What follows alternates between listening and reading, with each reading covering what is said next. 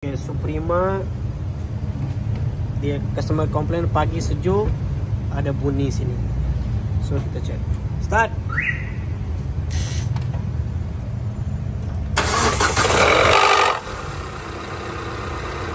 Ini bunyi, so kita buka tengok masalah apa.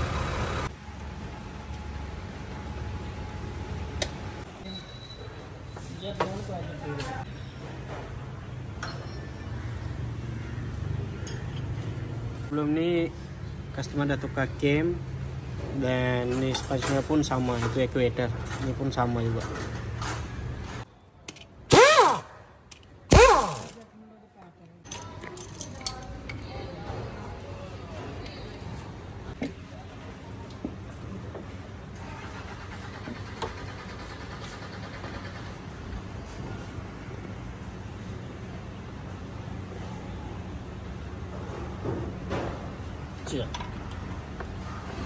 Ini ada.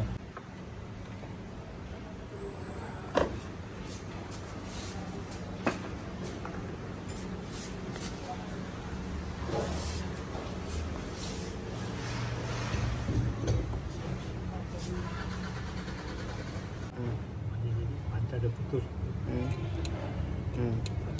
Mia turun, Mia turun.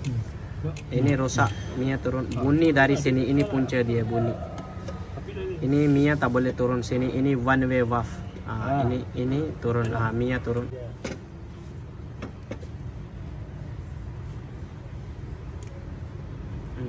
Lagi. Ini tak turun, nampak? Mia tak turun. Sini turun, ini tak turun. Sepatunya dia tak boleh turun. Ini nampak tak? Sudah full nih. Tak turun Mia. Tak turun. Ini masuk sini. Tengok, terus turun. Lepas.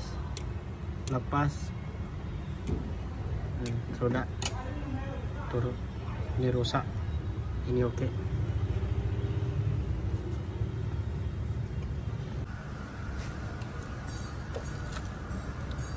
Buka dulu.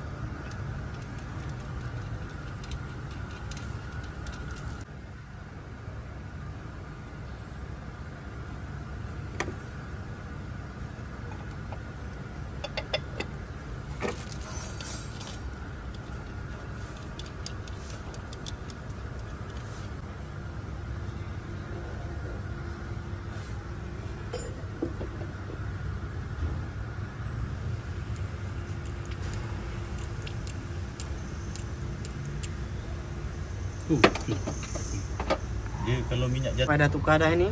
Ini baru. Tengok Mia sampai sekarang tak turun lagi Mia ini.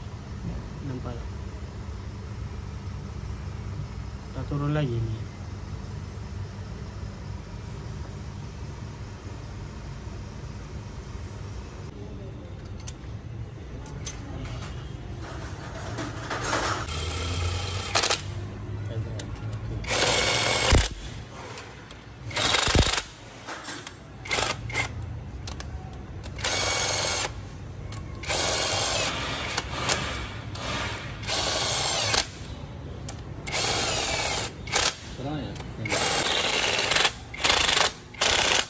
Semua dah pasang, siap settle, so kita nak start sekarang. Kita dah sejuk dah ni. Start. Okay. Settle. Kita jumpa next video.